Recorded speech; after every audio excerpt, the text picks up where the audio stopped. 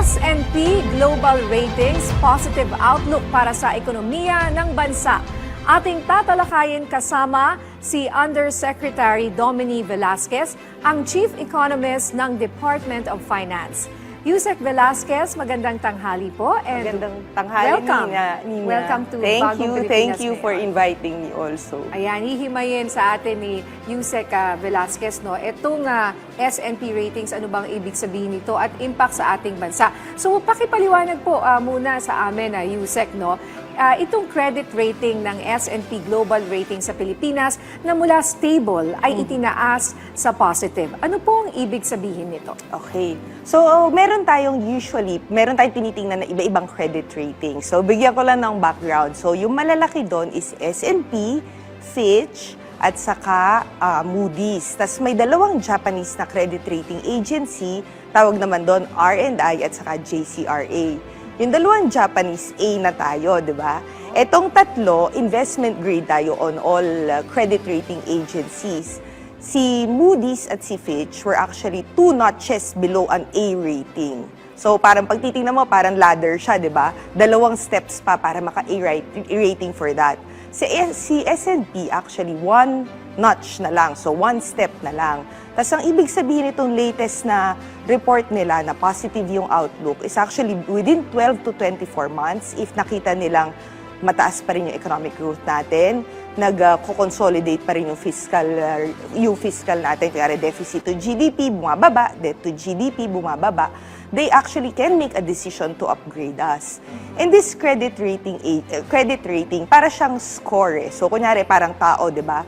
Kunyari, pagka mag-apply ka ng credit card o ng loan, tinitingnan yung credit mo, tinitingnan kung nagbabayad ka dati. So, ibig sabihin, pag tumataas ka, actually, mas malaki yung confidence sa atin ng mga credit rating agencies. Makakautang tayo, kunyari, in the part of the government, makakautang tayo ng mas mababang interest rates. Ayan, maganda po yan, ano?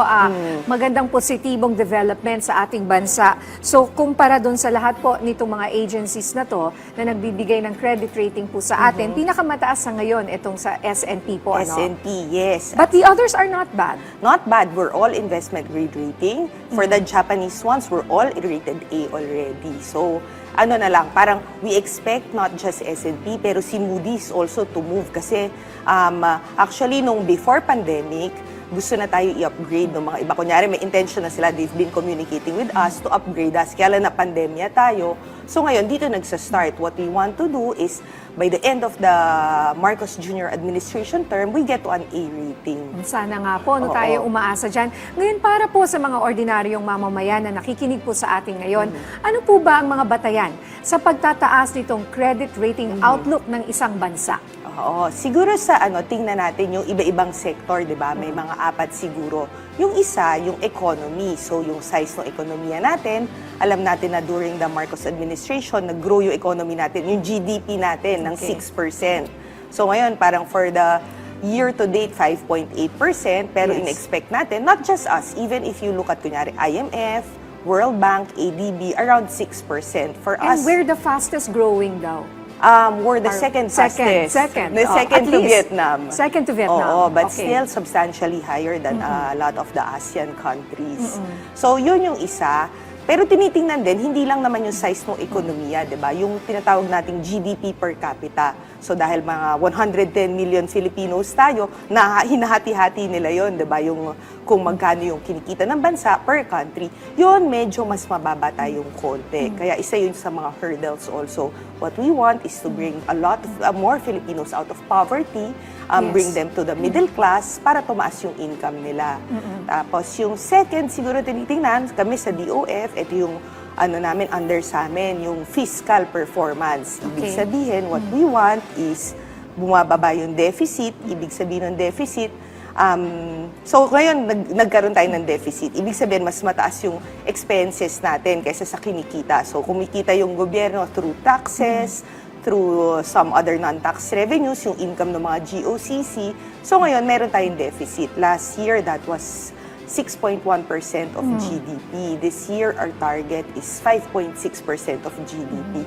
Hanggang 2028, ang gusto natin, pababain to ng medyo banayad. So to 3.7% of GDP wow, by kaya-kaya to? 2020. We're quite confident na this year ma-achieve natin yung 5.6%. But of course, every year, we've planned na gradual fiscal consolidation just because hindi lang naman natin gustong lumiit yung deficit, gusto natin mag-spend din tayo sa infrastructure, sa social services, sa health, di ba? Kaya nga, dinidiscuss din natin yung budget ng 2025. So, yun yung mga tinitingnan. And of course, debt to GDP. Tumaas din yung debt natin nung tumaas yung deficit natin during the pandemic. So, gradual din yung pag-decline nun. At a little bit more than 60% now, gusto natin around 56.3% yung national government debt to GDP by 2028. Tapos dalawa na lang. Yung isa medyo BSP purview, external at saka monetary. So ang tinitingnan nun, yung inflation natin, within target ba? Ang tinitingnan nun, madami ba tayong reserves? Yung international reserves na sinasabi natin. Kasi pag nagka-shock sa economy, ginagamit tong international reserves. So naka-US dollars yung kinukot, that's around 111 billion US dollars. So pag tinitingnan mo yun ng ratio, gaano kadaming import cover nito? So 8 months. So that's very, very high. Normally kasi ang threshold mga 4 months of import. So as 8%. So we have sufficient reserves to address external shocks if it happens. And then lastly, yung isa is the governance indicator. So it looks at hindi lang yung kung ano yung nangyari sa institutions natin, kung may voice ba yung people natin. Yun yung mga iba, may rule of law. So dito sa S&P na huling assessment, actually, they cited the institutional strength of the Philippines. Nakita nila na mayroon tayong mga batas na ipasa, yung PPP law last year, tas yung recently sinay ni Presidente, Create More. Yes, yan nga po itong mga bagong mga batas, paano po nakaka-impact ito dito sa binibigay nila sa ating positive credit rating outlook. Pwede rin po natin na-explain sa ating mga kababayan itong PPP at saka itong Create More Bill. So for both laws actually, itong mga dalawang law, Yes. itong dalawang law na to, actually pro-business siya. So yung PPP, it actually eases the regulations for businesses. Yung businesses, actually, pwede sila mag-participate sa public infrastructure projects, let's say. So, yung isang recent ito, para medyo familiar yung mga kababayan natin, yung isa is yung NAIA privatization, Yes. diba? Nasa San Miguel na yung operations ng NAIA. And that happened within a span of 2 years, the fastest. So, we expect better services. We improve service delivery. We expect higher tourism because of improved services. Yung isa naman, yung Create More, ito hinihingi talaga to ng mga investors natin kasi it simplifies a lot of your, kunyari, on the part of the DOF, yung VAT refund. Dati kasi nahihirapan sila makakuha ng VAT refund, yung mga ibang exporters, ngayon zero-rated na sila. It also simplifies your local taxes to 2%. Kasi dati, medyo madami. May mga ibang steps para malaman mo kung ano yung tax na babayaran mo sa LGU kasi iba pa yun sa national government. Ngayon, simplified na siya at 2%. Okay. So, mas friendly na tayo sa mga investments ang ating bayan. Pero, ibig sabihin, sabi naman ng ibang mga ekonomista, dililiit po yung babayaran, yung kikitain natin sa mga tax. Actually, liliit ng konti, pero Konti hindi lang. maliit na maliit yun compared dun sa actually makukuha nating mga investment. Hindi na investment, di ba? Employment, technology, or kung ano matututunan natin pag pumasok tong mga investments na to. So maganda po yung sinasabi ninyo sa amin, Usec Velasquez, na parang pinapakita natin na ito, bukod sa mga numero, nakikita natin na physically yung mga, kumbaga, nagagawa po ng ating gobyerno para mabigyan tayo ng mas magandang image sa ibang bansa. You're talking about tourism. Gumanda na ba talaga ang ating turismo? Actually, malaki na, mga 4.4 million. But still, medyo malayo pa doon sa pre-pandemic kasi it slowly recovers, di ba? In the next 2 years, I think yung target ng DOT is actually to go back to pre-pandemic.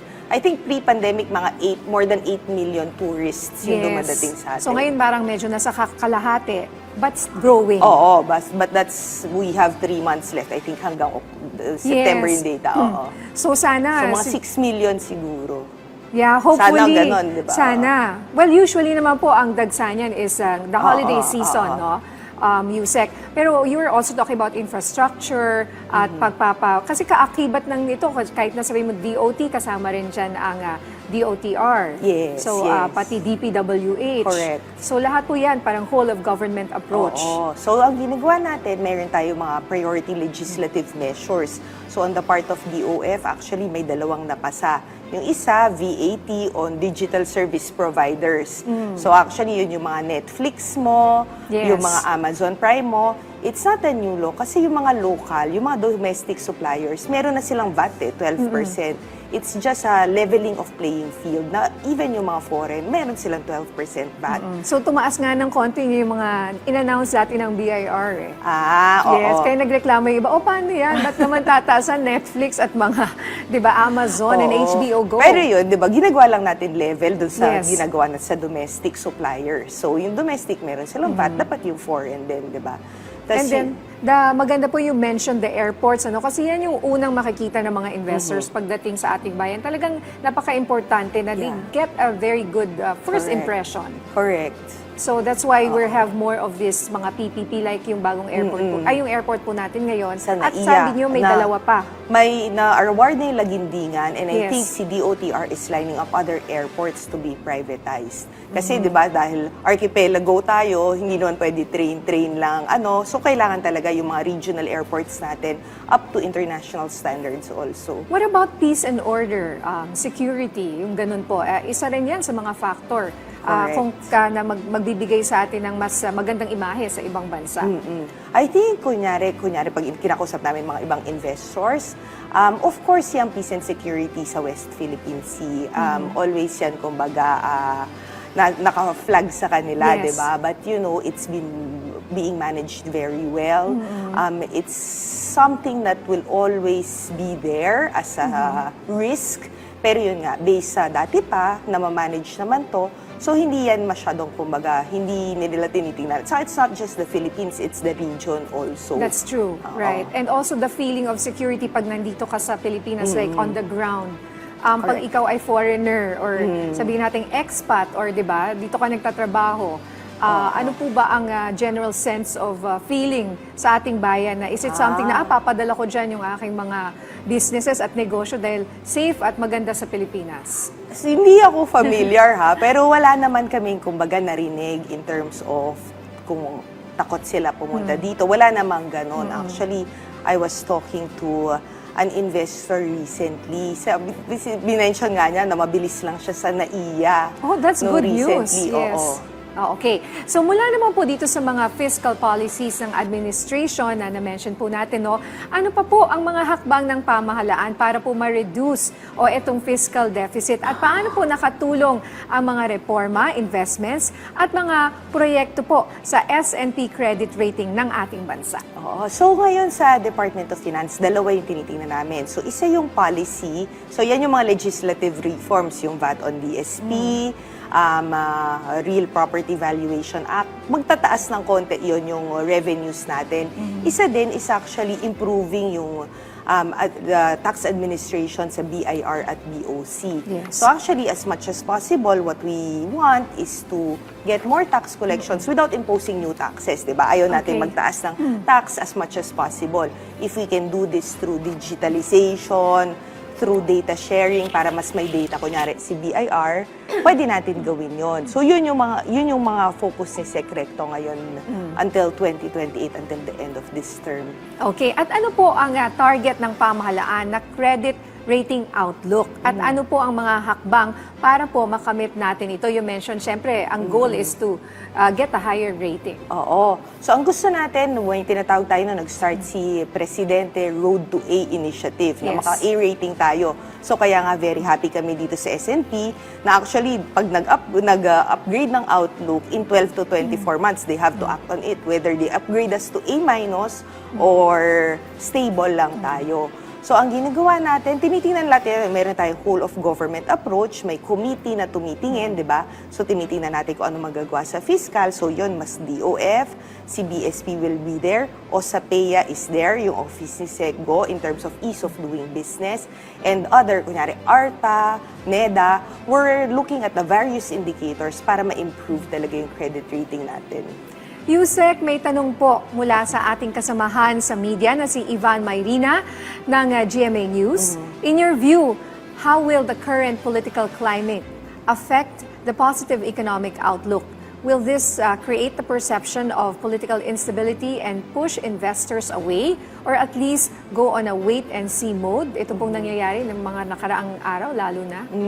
Sige, sa based sa mga conversations namin with investors, actually, yung Philippines, merong political noise talaga. Especially na nandito tayo, mas alam natin. Pero actually, yung mga foreign investors, mas insulated sila dito sa political noise. Of course, may mga nababasa sila kasi may international media that covers the Philippines also. But I think hindi yon masyado nagmamatter kasi we've proven ourselves na actually we're beyond this political noise. We're able to pass reforms. So ito nga, create more na pass natin.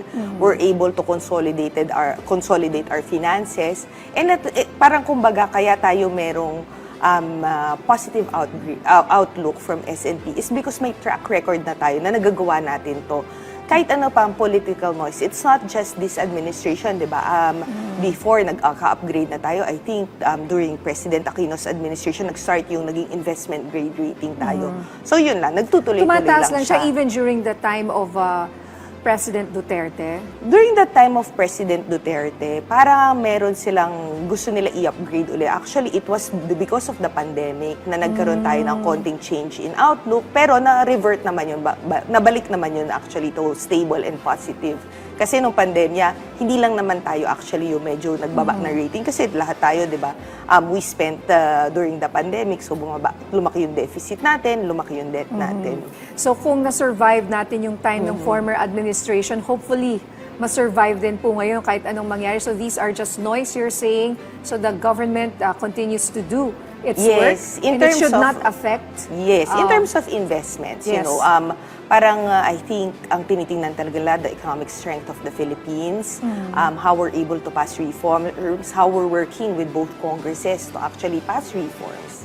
Maraming salamat. Thank you Usec, din. thank you for that wonderful explanation po and answering all our questions. Maraming pong salamat sa inyong oras, Undersecretary Domini Velasquez, Chief Economist ng Department of Finance. Thank you.